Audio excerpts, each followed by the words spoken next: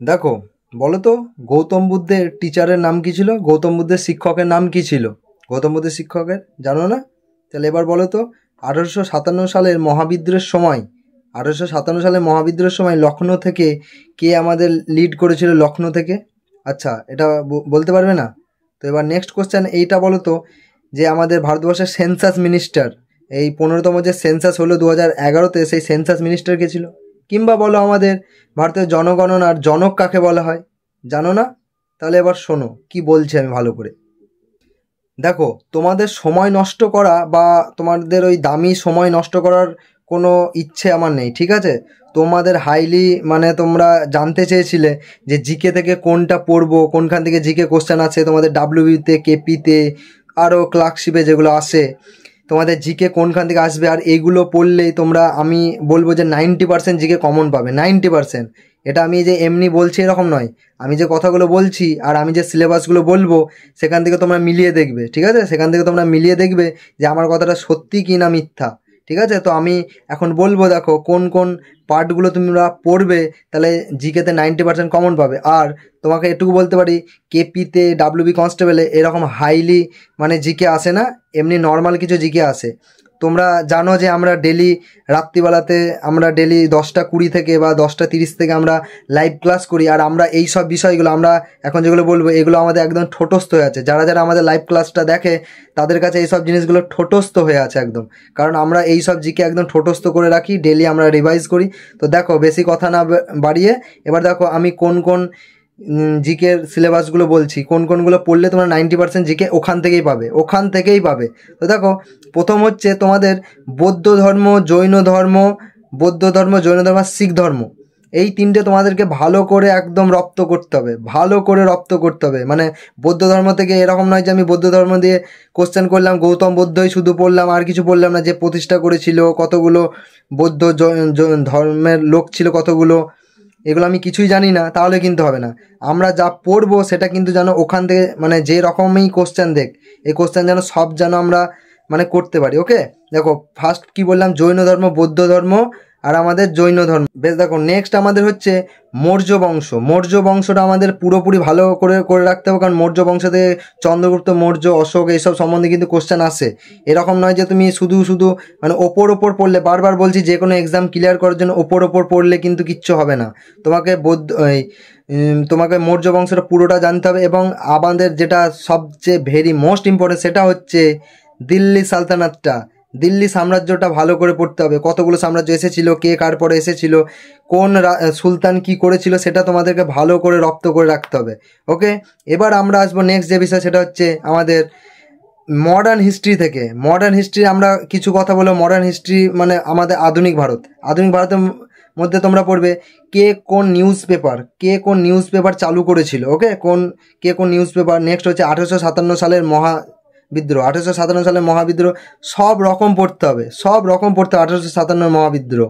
ওকে, কার কার ফাঁসি হয়েছিল, কে কোথা থেকে লিড করেছিল, এগুলো সব সম্বন্ধে জানতে হবে। আর কি, আর তোমাদের ডাব্লিউবিতে যে কোশ্চেনটা আসে বারবার, 1 থেকে 2 কোশ্চেন পাবে, এটা 90% না, 100% বলছি, 100% বলছি, লিখে নাও। যদি না আসে কমেন্টে এসে তুমি যা ইচ্ছা বলো। ওকে, আইএনসি, ইন্ডিয়ান ন্যাশনাল কংগ্রেস থেকে তোমাদের প্রতিবার ডাব্লিউবিপি কেপিতে কোশ্চেন দেবে, আর এটা দিচ্ছেই এখনও, ঠিক আছে? আইএনসি, ইন্ডিয়ান ন্যাশনাল কংগ্রেসটা ভালো করে করতে হবে। নেক্সট হচ্ছে অল পার্টি, সমস্ত পার্টি। তোমরা দেখবে যে সমস্ত পার্টিগুলো কোনখানে স্থাপিত হয়েছিল, কত সালে স্থাপিত হয়েছিল এবং কে স্থাপন করেছিল, সমস্ত ধরনের পার্টিগুলো আমাদের কিন্তু মনে রাখতে হবে। নেক্সট হচ্ছে আন্দোলন, কে কোন আন্দোলনের সঙ্গে জড়িত ছিল, সেই আন্দোলনটা কত সালে হয়েছিল এবং কোথায় হয়েছিল। এটা যেরকম 1906 সালে কোন মানে পার্টি গঠন হয়েছিল, 1913 সালে কী হয়েছিল, 1923 সালে কোন পার্টি গঠন হয়েছিল, এগুলো। আর হচ্ছে আমাদের গোল টেবিল বৈঠক, আমাদের যে গোল টেবিল বৈঠক হয়েছিল, রাউন্ড টেবিল যেগুলো, সেগুলো তোমাদেরকে জানতে হবে। ওকে, নেক্সট হচ্ছে আমাদের ভারত ছাড়ো আন্দোলন। ভারত ছাড়ো আন্দোলনটাকে ভালো করে করতে হবে, কারণ ভারত ছাড়ো আন্দোলন থেকেও কোশ্চেন আসে। নেক্সট আমাদের হচ্ছে সংবিধান। আমরা এবার আসবো সংবিধানের কিছু কোশ্চেন নিয়ে। সংবিধানের কোশ্চেন নয়, সংবিধান সভা যেটা গঠন হয়েছে সেটা হিস্ট্রির মধ্যেই পড়ে একটু আধটু, তো ওটাও তোমাদেরকে ভালো করে জানতে হবে। ওকে, এবার আমরা যে বিষয়টা জানবো সেটা হচ্ছে সংবিধান সম্বন্ধে। সংবিধান সম্বন্ধে কী রকম ধরনের কোশ্চেন আছে তোমরা দেখো। সংবিধান সম্বন্ধে যে কোশ্চেনগুলো আছে সেটা হচ্ছে কোন দেশ থেকে কি নেওয়া হয়েছিল, কোন দেশ থেকে কী নেওয়া হয়েছিল, এবং আমাদের কিছু ইম্পর্টেন্ট আর্টিকেল আমাদের জানতে হবে, আর্টিকেল, এবং কিছু জানতে হবে আমাদের ভারতবর্ষে জাতীয় পতাকা কবে গ্রহণ করা হয়েছিল, জাতীয় গান কবে গ্রহণ করা হয়েছিল, জাতীয় সংটা যেটা ন্যাশনাল সংটা, ন্যাশনাল অ্যান্থাম কবে গ্রহণ করা হয়েছিল, এবং সংশোধনগুলো কততম সংশোধনে কি আছে। কিছু কিছু ইম্পর্টেন্ট সংবিধান সংশোধন আছে, যেরকম 101তম সংবিধান সংশোধনাতে কি আছে, এগুলো তোমাদেরকে জানতে হবে কিন্তু। আর কি, আর ফান্ডামেন্টাল রাইটস মানে কোথা থেকে কোন দেশ থেকে কি নেওয়া হয়েছে এটা। আর ভারতবর্ষের সংবিধানে কতগুলো আর্টিকেল আছে, কতগুলো পার্ট আছে, কতগুলো শিডিউল আছে, এগুলো কিন্তু জানতে হবে। নেক্সট আমরা কিছু জানবো সেটা হচ্ছে জিওগ্রাফি থেকে।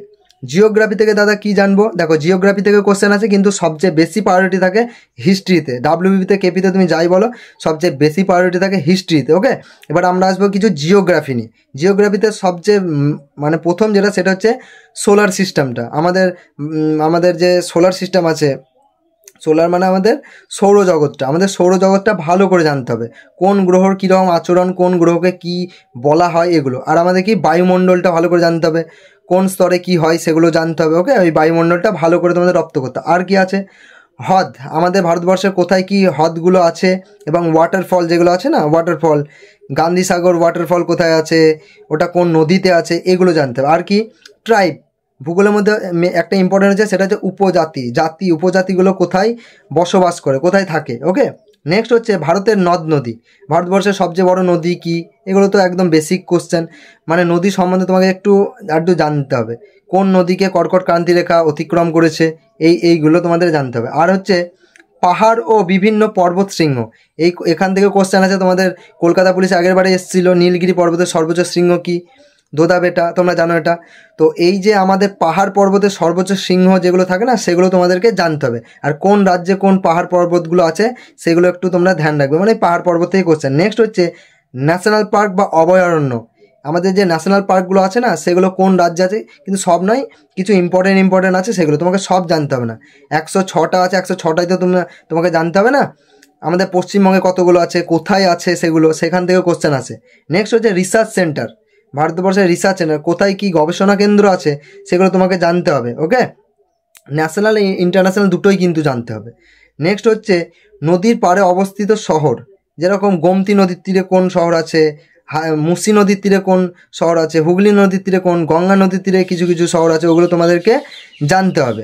ওকে, নেক্সট আমরা আসবো সেটা হচ্ছে কিছু মিক্স জিকে, এটাই লাস্ট। কিছু হচ্ছে মিক্স জিকে আমাদের থাকে, কিছু মিক্স জিকে আমরা যেগুলো আমাদের সবসময় এক্সামে আসে। মিক্স জিকে দেখো, মিক্স জিকের মধ্যে হচ্ছে মানে যেটাকে আমি মিসলেনিয়াস টাইপেরও বলি, নৃত্য ও কলা সাহিত্য যেগুলো হয়, নৃত্য কোথায় কোন রাজ্যে কোন নৃত্য কোন উৎসবগুলো হয় সেগুলো তোমাদেরকে কিন্তু জানতে হবে। এসএসসিদের জন্য তো এগুলো বিশাল ইম্পর্টেন্ট, এগুলো তো বিশাল ইম্পর্টেন্ট এসএসসির জন্য, এসএসসি যারা এক্সাম দেয়। তো নৃত্য কলা কোনখানে কোন রাজ্যে কোন নৃত্য হয়, কোন উৎসব হয়, এগুলো জানতে হবে।